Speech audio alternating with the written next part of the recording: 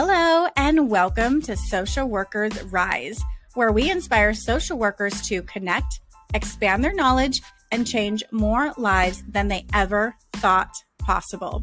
We will talk everything social work on every level from micro to macro. We are going to hear stories of social workers who are doing big things, learn new skills, and most importantly, give you actionable steps to make a difference today. Let's go.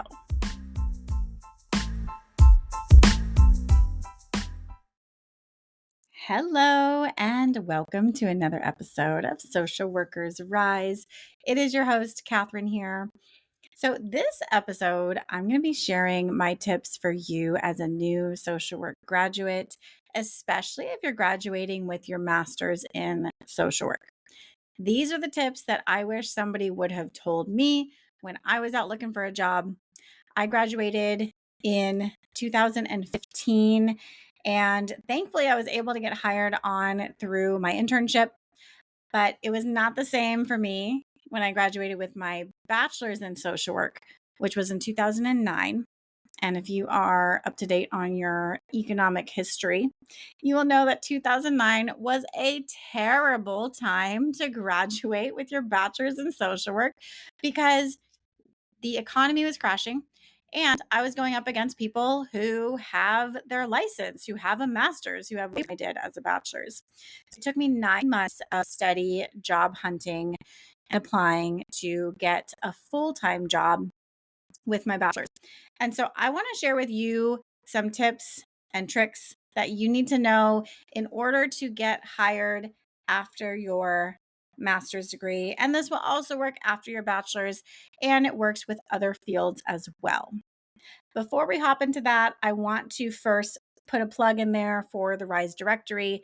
If you are pursuing your clinical hours and you need a clinical supervisor, definitely check out the risedirectory.com for supervisors in your state that might be able to offer you supervision. So let's hop right into it.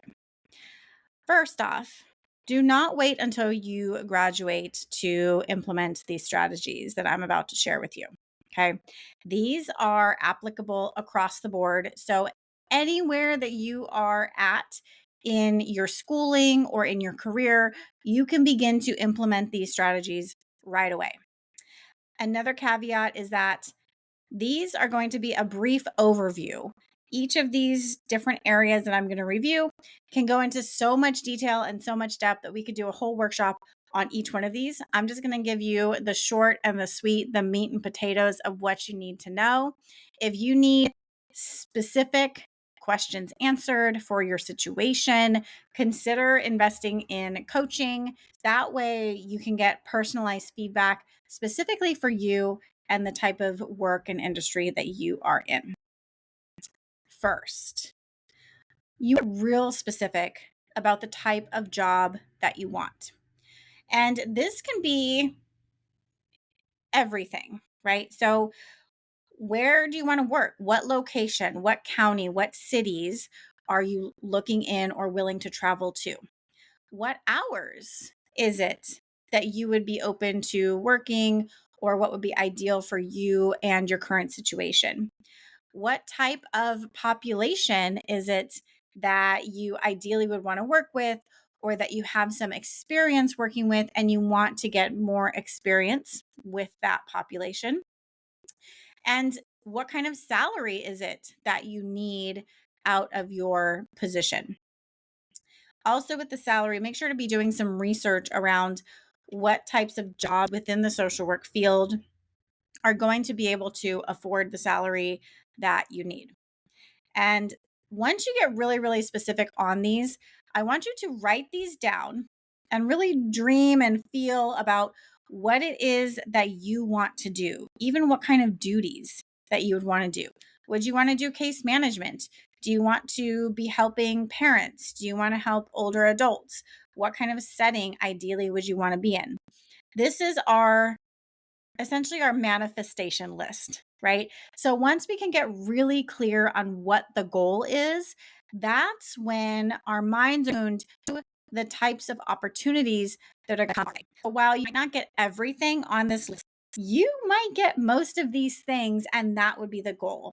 The goal is to be very, very specific around what it is that you want and what it is that you are looking for, because this will help the next step. Number 2, update your resume and your LinkedIn. So make sure that whatever it is that you are looking for, that your resume is tailored to that type of position or population, that you're highlighting the different areas that you have that meets those qualifications. And one way you can do this is look up current job postings for the types of jobs that you would be interested in and use the words that they're using right there in job descriptions and plug those into your resume so that when you submit your resume, the job search engine, machines, AI, whoever it is, they will see, oh, your resume has a lot of the words matching from this current job description. So don't get crazy with this, but it helps to know what type of position you're looking for so that you can speak to that. If you have any kind of volunteer experience, even personal experience can count. For example, if you had a grandparent who was on hospice, you can talk about that experience, about how they were on hospice and now you're interested in hospice because you worked with the social worker and you were really impressed and moved by the impact that the social worker made, right? You can include that in your cover letter or in your ways to build rapport with people, which we're going to talk about in a minute. But make sure that your resume is specific and it talks to the types of duties that you would be doing in your ideal position. Next, and this is going to sound really elementary, and you're going to say, well, of course, Catherine, apply for the job. And I say this because I talk to so many people that do not apply for the job and they talk themselves out of applying because they think that they're disqualified because they don't meet 100% of the qualifications. The job description is for you. The job description is essentially an employer's wish list. You don't have to meet 100% of the qualifications in order to apply. Here's another little tip for you. Men will apply to jobs if they have met around 60% of the qualifications. Do you want to know what it is for women? Women want to meet 100 before they apply. So make sure that if you are listening to my voice right now and there are jobs out there that you are like, wow, that would be really cool, but I don't meet all of the qualifications, I meet most of them, just apply. Just submit your resume. Do not determine if you qualify for that position or not, because you might have experience and insight or personal experience that qualifies you for that job. So leave it up to the employer to decide if you qualify or not. Do not count yourself out before you even get into the race, my friend. Next, network and tell others what it is that you want. So if you are looking for this specific type of position, make sure that your LinkedIn is updated. Create a post about it, a couple posts, and let people know, hey, if you know of any positions that meet these qualifications, this is what I am looking for. Please help me out. I would be greatly appreciated. Something like that. You can even make another post around why it is that you want to work with that population. Something short and sweet. You don't have to get crazy. Don't overthink this. So make sure you're reaching out. Tell others that you're open to this type of position, that you're looking for it, not only on LinkedIn, but who do you have in your email list that you can reach out to? Who do you know in the industry that you can reach out to that might have connections to the type of work that you want to do? Do you have a previous professor that was connected to that particular industry?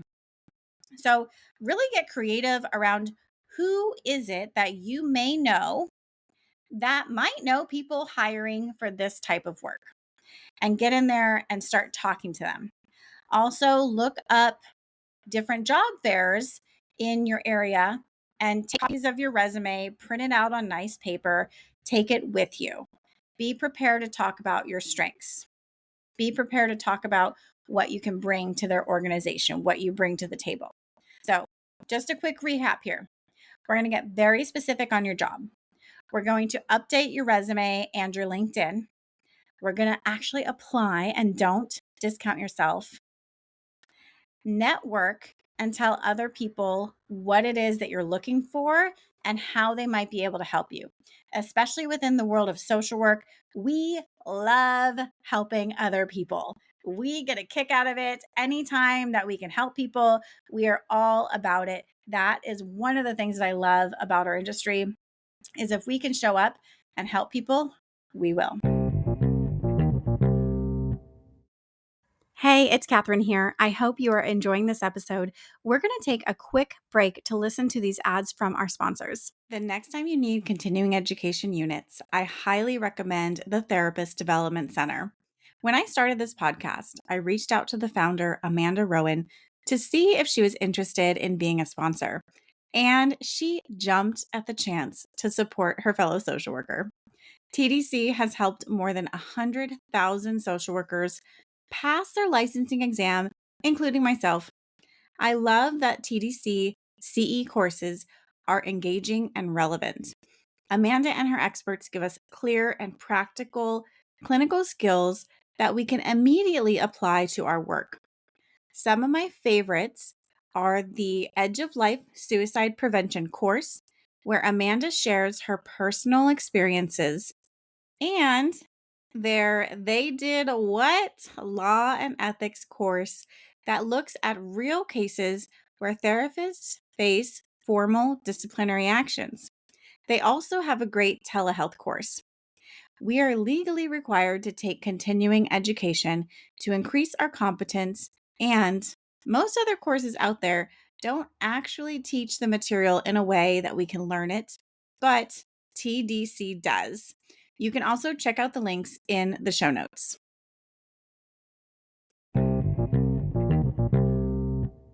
Next, be kind to yourself. Job hunting is really hard. It takes a lot of work, it takes a lot of stamina, it takes a lot of time and mental energy to apply for jobs.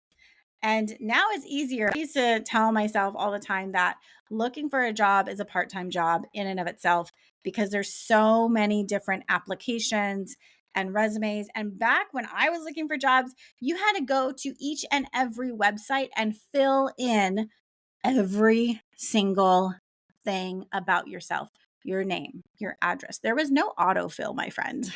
There was none of that. So it does take work and it is hard. And if you are feeling discouraged, just know that that is normal. That is a part of the process. If this process were easy, everybody kind of does do it, but not a lot of people are successful or find jobs quickly. And also, too, if you aren't finding jobs quickly, it's not necessarily anything against you. It could just be the economy or the availability of jobs. But I will tell you right now is a really good time to be a social worker because our culture and our society in the United States has come to this awareness of how valuable social workers are and how much we are needed and what we bring to the table.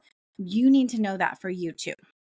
You need to be very crystal clear about what it is that you bring to the table, what kind of education you have had, because if you are graduating with your MSW, you have a freaking master's degree. That is amazing. Not a lot of people can say that. So never discount yourself on the skills that you bring to the table. Write them out. Make sure you're very clear on this. Next, if you are needing more individual support or guidance, look into job coaching. So I offer career coaching for social workers, and there are a lot of other people who do offer career coaching for social workers. A lot of them have podcasts. You can find them online. You can find them on Instagram, on LinkedIn. If it's not me, then maybe it's somebody else, and that is perfectly okay, right? So consider job coaching if you are just having a hard time kind of either deciding which industry to go to, where to tailor your resume, if you're feeling lost, if you are needing a job change, maybe you've been a social worker for a very long time and you're just wondering, okay, where do I go from here? I don't know. I don't know what's next. I'm feeling lost. Or if you need somebody to set eyes on your resume, on your LinkedIn, in order to optimize these resources for you, all of this is going to be very, very helpful. If you need help with the interview process, if you need to know how to show up prepared for your interview, how to do the research, definitely reach out for job coaching, because the investment that you make, I can speak for myself, the investment that you make specifically in one meeting, you can like 10x that in your salary, right? So we can even talk about job negotiation with the job offer. How do you do that? So if you're investing $200 into job coaching, but you get a job that pays you 20,000 extra dollars a year, I don't know what that math is, but that is a lot of return on your investment, my friend. So definitely do not count out job coaching if you feel like it could be helpful and it could be benefit for you. Look at your return on investment. If you give a job coach $200, this is for example, I'm not saying job coaches are $200, but for example, if you give them $200 and then your return on investment is going to be $20,000 for the next however many years, that is definitely worth the initial investment, right? Lastly, if you are just kind of wondering, I don't know what my options are, I don't know what's out there. They talk about working for the government, working for nonprofits, working in hospitals, but beyond that, I don't really know what is out there. Click the link in the show notes. So open up the podcast app on your phone right now and go to the show notes to join the email list, because once you join my email list, it's going to automatically send you a list of over 100 jobs that you may qualify for with your MSW. And I put this list together over the years, talking to hundreds of different social workers and finding what kind of jobs can you get when you have a master's in social work. And it is amazing. There is so many options for your master's in social work that if you are feeling stuck, if you just don't know where to go, if you don't know what to type in for the job search descriptions, then you need this list, because it's going to inspire your creativity. It's going to show you so many possibilities that you probably didn't even know existed. For example, did you know corporate social work was a thing? Did you know that there's social workers working in the NFL? Did you know that your library might have a social worker there? There's so many different options that are available to you with your MSW. If you are more of an audio person, I have recorded podcast episodes on this. So if you go back all the way to episode 119, it's called What Can You Do with Your MSW? If you go to episode 150, I also did an episode on what can you do with your BSW. So there's some resources for you, the email list, 2 different podcast episodes that you can listen to jog your creative juices, get them flowing, what it is that you would want to do, what is it that you would want to try. And this also doesn't have to be your forever position. So coming straight out of school, this is going to be a position that a lot of times is building the foundation for the rest of your career. And it doesn't have to last forever. It can last for a year, 2 years, 6 months, whatever it is. The important thing is that you're getting your foot in the door. You're learning more about populations that you may or may not want to work with. You're learning about yourself, your work style. You're learning about what kind of supervision is most helpful for you or not helpful for you. And what are these different types of settings that you really thrive in or that you don't thrive in, my friend? So, whichever position that you get, you will definitely learn a lot. If you are interested in job coaching, just reach out to me and we can talk about it and see where you are in your career. And if it's something that I would be helpful, that I feel would be helpful for you. And if it's not me, then maybe I know somebody else who could also be helpful for you too. So with that, I'll talk to you next.